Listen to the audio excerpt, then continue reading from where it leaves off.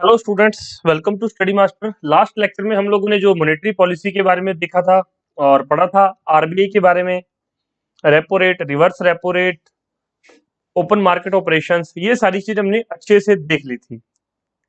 उसके बाद कहाँ कहाँ पर जो है नोट छपते हैं, कहाँ पर सिक्के बनते हैं, ये सारी चीजें देख ली। आज हम भारतीय लोक वित्त के बारे में पढ़ेंगे। इसके अंदर बजट, इकोनॉमिक सर्वे क्या होता है, ये सारी चीजें अच्छे से डिस्कस करेंगे। उससे पहले एक डाउट है स्टूडेंट्स का, एक स्टूडेंट का नहीं डाउट है, ये काफी स्टूडेंट्स का एक डाउट है कि सर जो क्वेश्चन बैंक है वो किस तरह से है। तो इस वीडियो के स्टार्टिंग में मैं आपको जो है क्वेश्चन बैंक के बारे में बता देता हूं थोड़ा सा कि क्वेश्चन बैंक क्या चीज है। देखो, नाम से पता चल रहा है कि क्वेश्चंस हैं बहुत सारे और बैंक है, मतलब बहुत सारे क्वेश्चंस हैं एक ही पीडीएफ के अंदर या एक ही बुक के अंदर। अब है किस तरह से, सब्जेक्ट वाइज है, एक एक सब्जेक्ट के, जैसे कि history, polity, economy, geography, science, आगे साइंस के 3 पार्ट हैं, सब्जेक्ट वाइज है प्लस चैप्टर वाइज है। तो देख लीजिए किस तरह से है, मैं भी आपको दिखा देता हूं, थोड़ा सा इससे आपका डाउट क्लियर हो जाएगा। जैसे कि ये इंडियन पॉलिटी है, इसमें फर्स्ट चैप्टर जिसके अंदर प्रीवियस ईयर क्वेश्चंस और मोस्ट एक्सपेक्टेड एमसीक्यूज है। देखिए यहाँ पर पहले क्वेश्चन इंग्लिश में दे रखा है, नीचे हिंदी के अंदर दे रखा है। इसी तरह से सारी पॉलिटी पॉलिटी एंड कॉन्स्टिट्यूशन के सारे चैप्टर वाइज दिए हुए हैं, बाइलिंगुअल क्वेश्चंस रहते हैं जिसमें कि प्रीवियस ईयर आस्क्ड क्वेश्चन और मोस्ट एक्सपेक्टेड एमसीक्यूज है। इसी तरह से ये इकोनॉमी का चैप्टर है, ये इकोनॉमी का 6th चैप्टर है, बजट। इकोनॉमी सारी आपको कंप्लीट इस तरह से मिलेगी। ये क्वेश्चन ऊपर इंग्लिश में है, नीचे हिंदी के अंदर है। ये Indian polity 9th chapter fundamental rights का, ये इंग्लिश में है, ये हिंदी के अंदर है। इसी तरह से ये स्टोन एज हिस्ट्री के अंदर है चैप्टर, फर्स्ट चैप्टर है स्टोन एज, इंग्लिश में क्वेश्चन है, हिंदी में क्वेश्चन है। इसी तरह से तो सारे जो है आपको क्वेश्चन बैंक के अंदर सारे क्वेश्चंस मिलेंगे, ठीक है। तो किसी को नीड हो क्वेश्चन बैंक की, प्रैक्टिस करना चाहता हो, क्योंकि पढ़ाई जितनी मर्जी कर लो, प्रैक्टिस बहुत जरूरी है। जब तक प्रैक्टिस नहीं करोगे तब तक पेपर जैसा फील नहीं लोगे, तब तक पेपर पास होना थोड़ा मुश्किल है। तो क्वेश्चन बैंक लेना है तो 9896160956 इस नंबर पे व्हाट्सएप पे आप मैसेज कर सकते हैं, sir I need question bank. तो आपको क्वेश्चन बैंक के बारे में सारी डिटेल आ जाएगी, ठीक है। चलिए हमारा आज का लेक्चर शुरू करते हैं। भारतीय लोक वित्त, इंडियन जो है पब्लिक फाइनेंस, इसके अंदर सबसे बड़ी चीज क्या आती है, बजट। सबसे एक सिंपल सा क्वेश्चन है कि बजट से संबंधित आर्टिकल कौन सा है। ये सिंपल सा क्वेश्चन आ जाता है कि बजट से संबंधित आर्टिकल कौन सा है। तो 112 आर्टिकल जो है बजट से संबंधित है। आर्टिकल 112 बजट से संबंधित है, ठीक है। तो इस चीज को आप लोग जो है, सिंपल सा क्वेश्चन बनता है कि बजट का संबंध किस आर्टिकल से है, तो आर्टिकल 112, ये सेंटर का बजट है, ठीक। सबसे पहले देख लीजिए क्या क्या पॉइंट्स हैं। भारत में बजट प्रणाली का संस्थापक जेम्स विलियम्स को माना जाता है। तो भारत में बजट प्रणाली की शुरुआत किसने की थी, जेम्स विल्सन ने। जेम्स विल्सन ने पहली बार 1860 ईस्वी में वायसराय लॉर्ड कैनिंग की कार्यकारिणी परिषद में प्रथम बजट प्रस्तुत किया। तो भाई पहली बार बजट कब पास हुआ था, 1860 में बजट पेश किया गया था। किसके द्वारा किया गया था, जेम्स विल्सन के द्वारा। किसके समय पे, लॉर्ड कैनिंग के समय पे। तो ये इस तरह के 3 क्वेश्चन जो है एमसीक्यूज यहाँ से बन सकते हैं, ठीक। आगे मैं बताऊंगा बजट होता क्या है, सारी चीजें। और एक फैक्ट देख लीजिए, स्वतंत्र भारत का पहला बजट 26 नवंबर 1947, ये डेट याद रखना। स्वतंत्र भारत, इंडिपेंडेंट इंडिया का जो पहला बजट, फर्स्ट बजट 26 नवंबर 1947 को पहले वित्त मंत्री आर के क्षण मुखम चेट्टी द्वारा पेश किया गया। तो पहले वित्त मंत्री कौन थे, आर के क्षण मुखम चेट्टी। स्वतंत्र भारत का पहला बजट 26 नवंबर 1947 को पेश किया गया। ये सारी चीजें सिंपल सिंपल चीजें हैं। अब यहाँ पर बजट होता क्या है, सिंपल सा क्वेश्चन हमने देख लिया कि बजट से संबंधित कैसे क्वेश्चन पूछे जाते हैं। अगर आप बजट की बात करें तो बोलचाल की भाषा में देखें, जरूरी नहीं है आप एग्जाम की तैयारी कर रहे हैं तभी आपको बजट के बारे में पता होना चाहिए।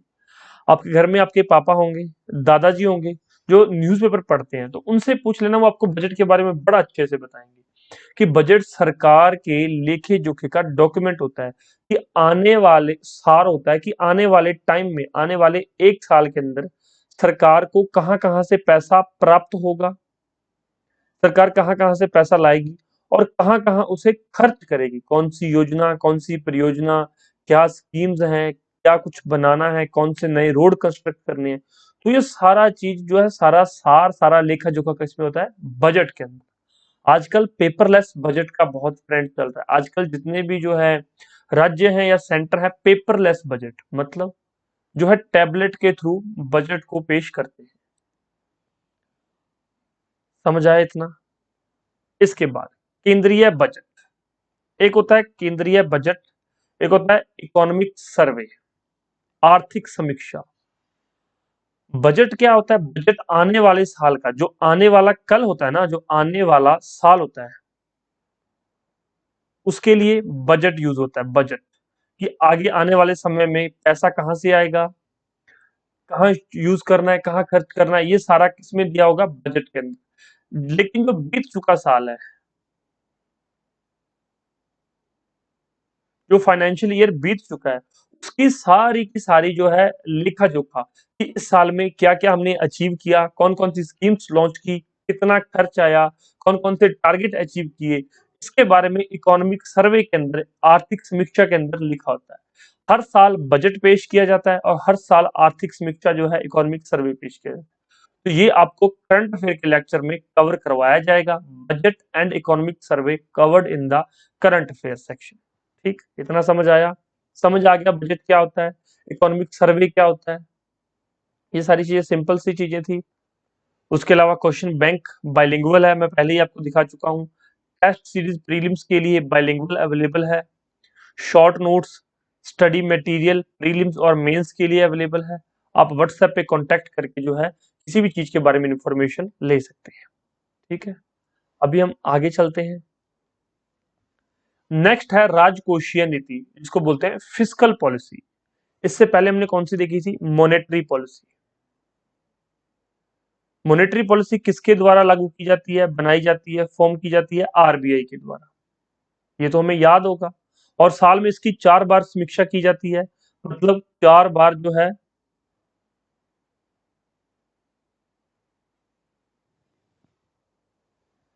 साल में 4 बार इसके जो है रेट्स जो है बताए जाते हैं। साल में 4 बार इसके बारे में जो है बैठक बुलाई जाती है मॉनेटरी पॉलिसी के रिगार्डिंग।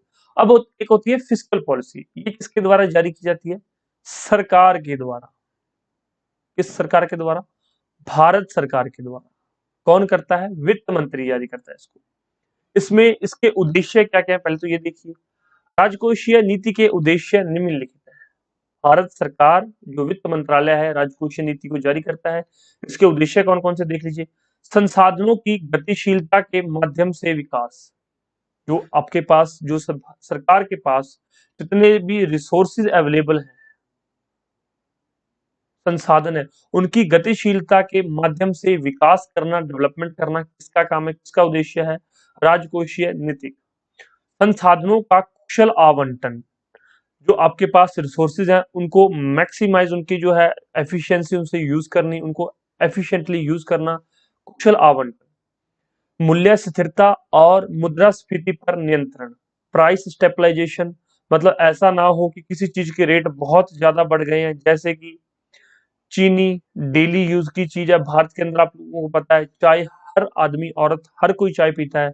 अगर चीनी का रेट एकदम से 80 रुपीज पर केजी हो जाएगा तो प्रॉब्लम क्रिएट हो जाएगी। आपने शायद अगर थोड़ा सा पीछे आपने देखा होगा तो प्याज कई बार क्या हो जाते हैं, 80 रुपए किलो से 120 रुपए पर केजी हो जाते हैं।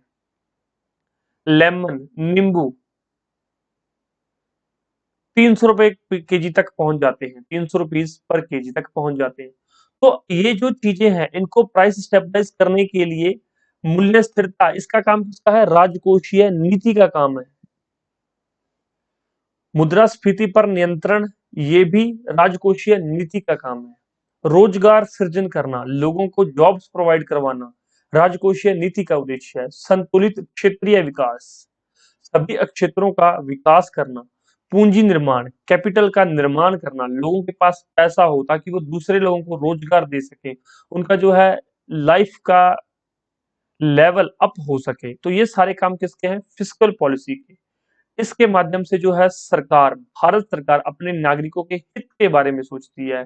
कई बार बजट जो है घाटे का बजट भी तैयार करती है सरकार फिस्कल पॉलिसी को लागू करने के लिए, और फिस्कल पॉलिसी से करने से ये सारे काम जो है भारत सरकार कर सकती है। मेंस में क्वेश्चन इससे बड़ा फ्रिक्वेंटली पूछा जाता है, बहुत बार पूछ लेता है कि फिस्कल पॉलिसी में कौन कौन से जो है टूल या कौन कौन से उपकरण यूज होते हैं और इनका प्रयोग सरकार किस प्रकार अपने हितों के लिए या जनता के हितों के लिए करती है। तो वो मेंस के अंदर आपको अच्छे से बताया जाएगा। प्रीलिम्स के अकॉर्डिंग ये जो 6 पॉइंट है ये याद रखने बहुत जरूरी है। अब राजकोषीय नीति के उपकरण कौन कौन से हैं? तो राजकोषीय नीति के 4 उपकरण हैं। कौन कौन से? पहला है करारोपण, टैक्स। टैक्स से पैसा कलेक्ट होता है सरकार को। अभी मैं दिखाऊंगा आपको, ये ऊपर वाला पढ़ेंगे। सार्वजनिक व्यय, सार्वजनिक ऋण और नई मुद्रा का निर्गमन। नई मुद्रा बना लेना, छाप लेना नोट, सार्वजनिक ऋण, सार्वजनिक व्यय और करारोपण। अब देखिए प्राप्ति के स्रोत बजट के अंदर जो है, जिसको annual financial statement, annual financial statement भी कहते हैं। 112 आर्टिकल में बजट नहीं लिखा हुआ है, एनुअल फाइनेंशियल स्टेटमेंट लिखा हुआ है। तो बजट के अंदर प्राप्ति के स्रोत, पैसा किन किन जो है सोर्सेज से आता है, और व्यय के संघटक, पैसा कहाँ कहाँ लगाया जाता है। तो ये कुछ इस तरह से होता है, कुछ इस तरह का रहता है। ये परसेंटेज हर साल जो है करंट अफेयर में आप लोग चेक करेंगे, बढ़ती और घटती रहती है। जैसे कि प्राप्ति, टैक्स से प्राप्ति होती, कर से भिन्न राजस्व, कर भिन्न राजस्व 6%। ऋण, ऋण की प्राप्तियां, ऋण पूंजी प्राप्तियां 5%, मतलब ऋण लिया गया है, ये टैक्स से प्राप्ति है। जीएसटी, वस्तु एवं सेवा कर से 15% पैसा आया है, ये परसेंटेज है। अगर मान लो बजट 1000 करोड़ का है, 1000 करोड़ का बजट है, तो ये परसेंटेज है 15% जीएसटी से प्राप्त किया गया है। कर भिन्न राजस्व से 6%, ऋण भिन्न पूंजी प्राप्तियों से 5%, उधार और अन्य देयताओं से 36%, निगम कर से 13%, आयकर से जो इनकम टैक्स होता है 14%, सीमा शुल्क से 3% और केंद्रीय उत्पाद शुल्क से 8% जो है प्राप्ति होती है। आपने एक चीज देख लिया, जो सरकार को बजट के अंदर पैसा मिलता है वो कहां से आता है? ज्यादातर वो टैक्सेस से आता है। उसके अलावा उधार ले लेते हैं, किसी दूसरे इंस्टीट्यूशन से पैसा ले लेते हैं जो कि बाद में उनको वापस लौटाना होता है। अन्य प्राप्तियां होती हैं, या ऋण ले लिया जाता है किसी अदर सोर्सेज से। अब व्यय के संघटक, पैसा जो है ये पैसा आया है तो ये लगेगा कहाँ? मान लो यहाँ पर 100 रुपीज आए हैं, तो 100 रुपीज खर्च कहाँ कहाँ करने? ये देखो, करों और शुल्कों में राज्य का हिस्सा, जो पैसा आया है उनमें 16% जो है राज्यों को अब दिया जाता है, ताकि वो अपने विकास के लिए काम कर सकें, अपने जो राज्य में डेवलपमेंट की स्कीम्स चला सकें। उसके बाद पेंशन देने के लिए 5%, जितने भी सरकारी कर्मचारी हैं उनकी पेंशन जो है 5% से उनकी पेंशन उनको आवंटित की जाती है, उनको पेंशन मिलती है। सरकार के कुछ अन्य खर्चे अनएक्सपेक्टेड 10% में आ जाते हैं। केंद्रीय प्रायोजित योजनाएं, जो सेंट्रली स्पॉन्सर्ड स्कीम होती हैं, 9% जो है केंद्र की स्कीम्स पे लगता है पैसा। केंद्रीय क्षेत्र की योजना, ये सेंटर की योजनाएं, ये सेंट्रली स्पॉन्सर्ड हैं, ये सेंटर की स्कीम्स है, मतलब इसको सारा पैसा सेंटर से आता है, इसको कुछ पैसा जो है सेंटर से आता है। ये स्कीम सेंटर सरकार लॉन्च करवा देती है किसी दूसरे राज्य सरकार को। केंद्रीय क्षेत्र की योजनाएं 13%, ब्याज अदायगी 20%। अब जो ये ऋण लिया है, उधार लिया है, अन्य देयताएं जो ऋण लिया है, तो इसके ऊपर ब्याज भी देना पड़ेगा, तो 20% ब्याज पर लगेगा। रक्षा के ऊपर 8%, defence, Indian army, air force, military, उसके ऊपर जो है रक्षा के लिए 8%, डीआरडीओ, इसरो, इसके ऊपर जो खर्च होता है वो 8%। आर्थिक सहायता दूसरे जो है राज्यों को, कई बार दूसरे देशों को भी देनी पड़ती है आर्थिक सहायता, 9%।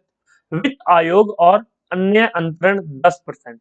वित्त आयोग को पैसा दिया जाता है जो कि राज्यों और सेंटर और स्टेट के अंदर, राज्यों और देश के अंदर जो करों का जो पैसा कर से इकट्ठा होता है उसको डिस्ट्रीब्यूट करता है। तो ये 10% उनको दिया जाता है, फिर शेयर के हिसाब से पैसा बांटा जाता है।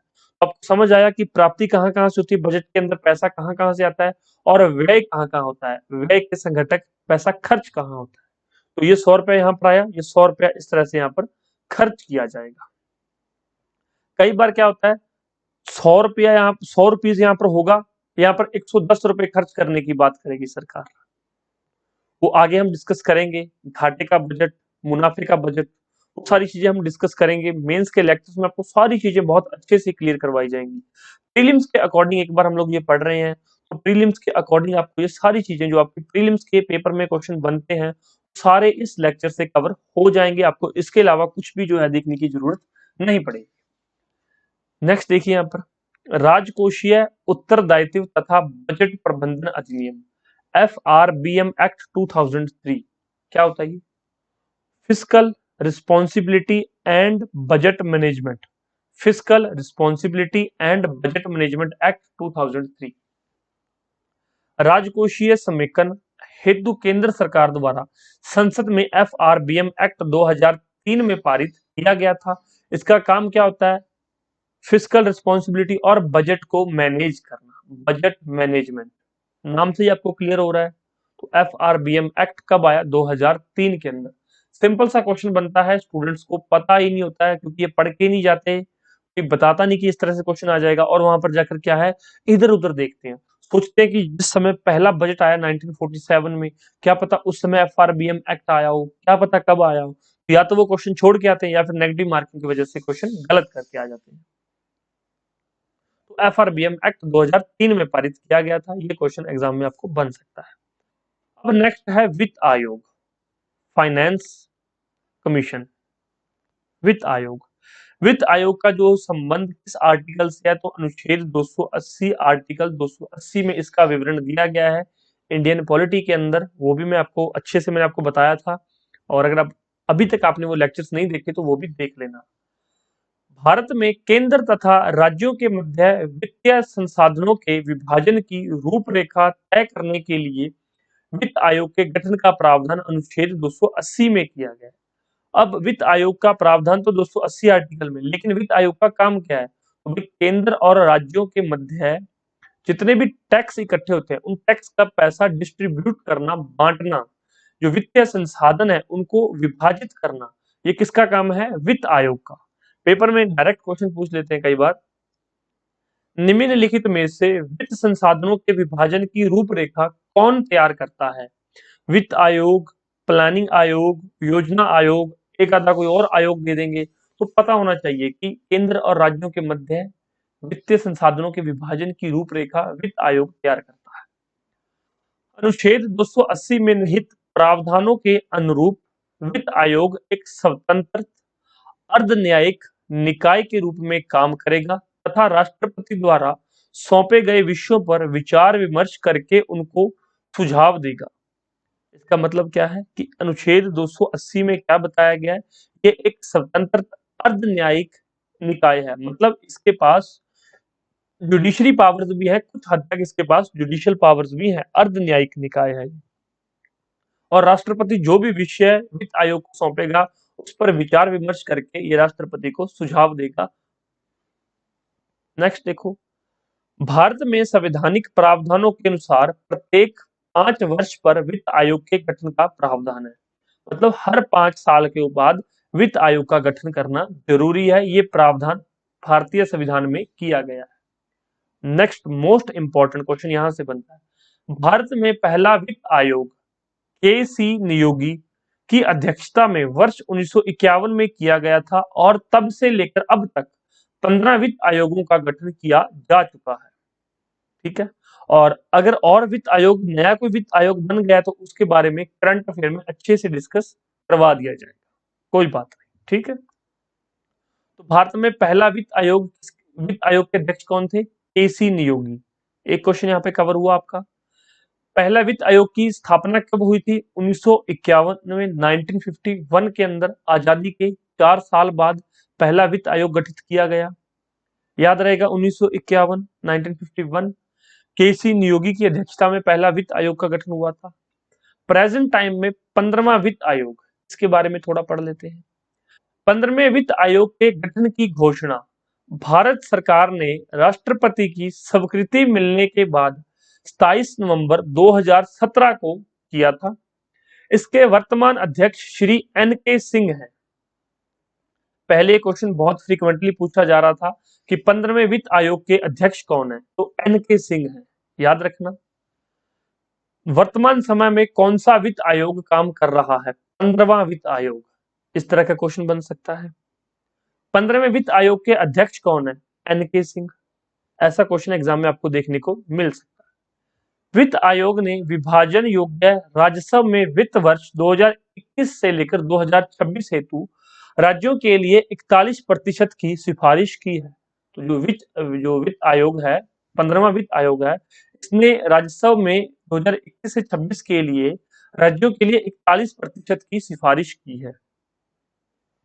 उसके बाद है कर प्रणाली। टैक्स के बारे में पढ़ेंगे, लेकिन अभी तक कौन कौन से 15 वित्त आयोग हो चुके हैं उनके बारे में एक बार आप लोग जो है देख लीजिए। तो भारत के अंदर अब तक 15 वित्त आयोग हो चुके हैं। 280 आर्टिकल, 280 अनुच्छेद 280 याद रहेगा, सिंपल सा है, भूलेंगे नहीं। वित्त आयोग लिखा हुआ है, स्थापना वर्ष लिखा हुआ है, अध्यक्ष लिखा हुआ है और समय अवधि। एक बार मैं आपको सारे पढ़ाऊंगा, उसके बाद आपको कौन कौन से याद रखने हैं वो भी मैं बताऊंगा। ठीक है।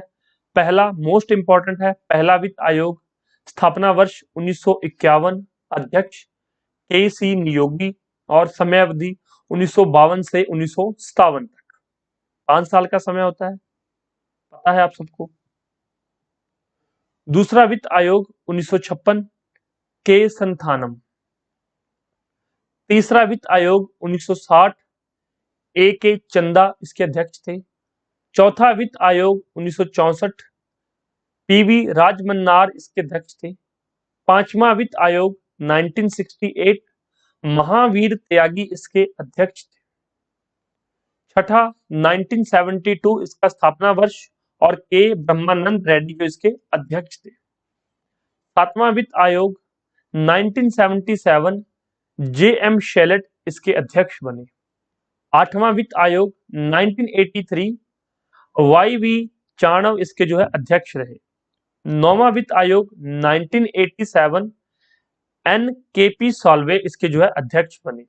10वां 1992, के.सी. पंत जो है इसके अध्यक्ष बने। 11वां वित्त आयोग 1998, एम.ए. खुसरो इसके जो है अध्यक्ष रहे। 12वां वित्त आयोग 2002 के अंदर गठित किया गया और सी रंगराजन जो है इसके अध्यक्ष नियुक्त किए गए। 13वां वित्त आयोग 2007 के अंदर जो है इसका गठन हुआ और इसके अध्यक्ष विजय केलकर जी बने। 14वां वित्त आयोग 2013 के अंदर गठित हुआ और वाई.वी. रेड्डी इसके जो है अध्यक्ष बने। 15वां वित्त आयोग 2017 के अंदर गठित हुआ और एन.के. सिंह जो है इसके अध्यक्ष रहे और इसका कार्यकाल जो है टाइम पीरियड वर्किंग जो है टाइम इसका 21 से 26 तक है। अब देखो क्वेश्चन कैसे बनेगा। सारा आपने पढ़ लिया, 2 से 3 मिनट लगे, आपने देख लिया, अभी तक आपको कुछ भी याद नहीं हुआ। मुझे भी पता है कि आपको अभी तक कुछ याद नहीं हुआ। मैंने आपको पढ़ के बताया है, आपने सुन लिया है, बस बात यहाँ तक खत्म होगी। लेकिन हमारा काम यहाँ तक खत्म नहीं होता। स्टडी मास्टर का काम आपको जो है याद करवाना है कि पेपर में क्वेश्चन किस तरह से आएंगे, आपको किस तरह से सॉल्व करने हैं और आपको याद रखना है। पहला आपने याद कर लिया 1951 1951, अध्यक्ष के.सी. नियोगी, टाइम पीरियड 1952 से 1957 तक। अब क्वेश्चन जो है किस तरह से एग्जाम में आपसे पूछा जाएगा, एग्जामिनर क्वेश्चन किस तरह से पूछा, इस साइड दे देगा यहां पर वित्त आयोग, एक साइड दे देगा वित्त आयोग, इस साइड दे देगा अध्यक्ष। लिखेगा पहला वित्त आयोग, 12वां वित्त आयोग, 14वां वित्त आयोग और 15वां वित्त आयोग। यहां पर लिखेगा के.सी. नियोगी, 12वें के सामने लिखेगा सी रंगराजन, 14वें के सामने क्या लिखेगा के.सी. पंत और 15वें के सामने क्या लिखेगा एन.के. सिंह। निम्नलिखित में से कौन सा सही मिलान नहीं है? तो पहला आपको याद था कि के.सी. नियोगी, तो हमें पता है कि पहले वित्त आयोग के अध्यक्ष कौन थे, के.सी. नियोगी। उसके बाद 15वें का पता होगा कि ये ठीक है, हमें पता था 15वें का, सर ने बताया था कि एन के सिंह प्रेजेंट टाइम पे वित्त आयोग के अध्यक्ष हैं। अब 12वें और 14वें में कंफ्यूज हो जाओगे, तो भाई क्या करना, 12वां, 13वां, 14वां और 15वां, ये तीनों अच्छे, ये चारों अच्छे से, और एक पहला, ये 5 अच्छे से याद करके जाने हैं कि ये इनका टाइम पीरियड 12वें का 2002 में गठित हुआ था, सी रंगराजन जी इसके अध्यक्ष ठहरे, और 2005 से 2010 तक इसका टाइम पीरियड था। 13वां वित्त आयोग 2007 में गठन हुआ, विजय केलकर इसके अध्यक्ष बने। 14वां वित्त आयोग 2013 में गठित हुआ और वाई वी रेड्डी इसके अध्यक्ष बने। अगर आपको इन पांचों में से कोई चार भी पता है तो आपका क्वेश्चन सॉल्व हो जाएगा, क्वेश्चन आपका हल हो जाएगा, आपको फिर चिंता करने की जरूरत नहीं है। अगर आपको दूसरों से अलग दिखना है तो अलग तरीके से सोचना पड़ेगा, उस तरीके से पढ़ना पड़ेगा। आपको सिर्फ ये लेक्चर सुनना है और जो चीजें मैं बताता हूं उनको फॉलो करना है। काफी स्टूडेंट्स जो है घर बैठे पढ़ के स्टडी मास्टर के कोर्सेज से अलग अलग फील्ड्स में जॉब ले चुके हैं।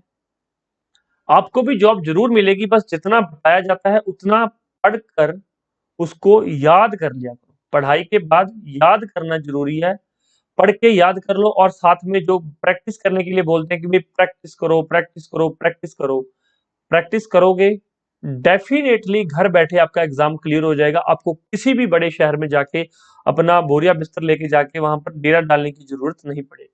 वहां पर भी तो टीचर्स क्या करते हैं, आपको बताते हैं किस तरह से पढ़ना है। हालांकि एक चीज और है, हमारी क्वालिटी के हिसाब से जो मैं आपको पढ़ा रहा हूं, आप हमारा लेक्चर्स देखिए, हमारे लेक्चर्स को देखिए, और इसके बाद किसी दूसरे इंस्टीट्यूट के लेक्चर को देखिए। वो क्या करते हैं, आपको सिर्फ पढ़ाएंगे, उन्होंने बता दिया आपको भी ये चीजें हैं, पढ़ लो, याद कर लो। उनको नहीं मतलब क्वेश्चन किस तरह से आएगा, कैसे आपने टैकल करना है, पेपर में जाके आप लोग क्या सोचेंगे, स्टूडेंट कैसे सोचता है, क्या क्या परेशानियां होती हैं, उनको नहीं मतलब। बस उनको सिर्फ ये है कि हमने आपसे फीस लिया, आपका सिलेबस पूरा हो गया, अब आप जॉब लगो या ना लगो, हमें उससे कोई मतलब नहीं। लेकिन स्टडी मास्टर जो है आपके लिए कार्यरत है, आपके लिए कार्य कर रहा है, आपको अच्छे से अच्छा कंटेंट प्रोवाइड करवा रहा है। आपकी सक्सेस के लिए हम लोग जो है दिन रात मेहनत कर रहे हैं। हमारे और कोर्सेज के लिए आप लोग हमारी एप्लीकेशन जो है डाउनलोड कर सकते हैं, study master official. Description box में लिंक दिया होगा, नहीं दिया तो प्ले स्टोर पर जाकर स्टडी मास्टर ऑफिशियल सर्च कर लीजिए। वहां पर और भी बहुत सारे कोर्सेज हैं, आप उन कोर्सेज को भी देख सकते हैं। अगर आप ये एप्लीकेशन पर देख रहे हैं तो ठीक है, अगर आप ये यूट्यूब पर देख रहे हैं तो आप हमारी एप्लीकेशन एक बार जरूर विजिट कीजिए। ठीक है, ओके। चलिए, 15वें वित्त आयोग से हमें पता चल गया ये क्वेश्चंस हैं। अब एक चीज और देखिए, नोट करके कुछ लिखा हुआ है।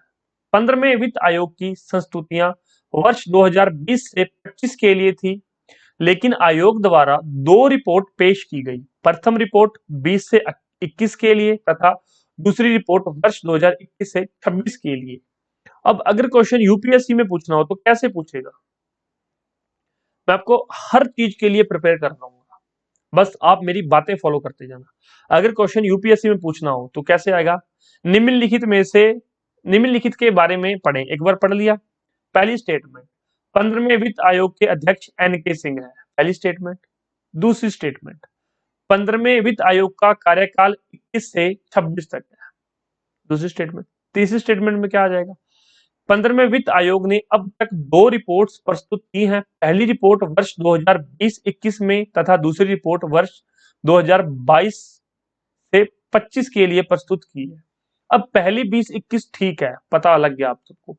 अब ये 22 से 25 लिख दिया, लेकिन यहाँ से 21 से 26 लिखा हुआ है, तो ये कथन जो है गलत हो गया। तो नीचे आंसर क्या दिया होता है, ए में केवल एक, बी में क्या दिया होगा, एक और दो, सी में क्या दिया होगा, केवल दो, डी में क्या दिया होगा, एक, दो और तीन। यहां पर आप कंफ्यूज हो जाएंगे कि तीसरी स्टेटमेंट सही है गलत है। पता लग गया, यहां पर मैंने आपको पढ़ा दिया तीसरी स्टेटमेंट गलत है, कट किया, पहली दो ठीक है, बी आंसर टिक किया, आपका क्वेश्चन ठीक हो जाएगा। तो यही चीजें हैं जो मैं आपको छोटी छोटी चीजें मैं पढ़ा रहा हूं ना, क्वेश्चन इसी से यूपीएससी लेवल का बन जाता है। क्वेश्चन इसी क्वेश्चन से पीसीएस लेवल का जो स्टेट पीसीएस होते हैं उनका क्वेश्चन बन जाता है। यहीं से आपके जो क्वेश्चन एसएससी पूछ लेता है, यहीं से क्वेश्चन रेलवे में भी आ जाते हैं।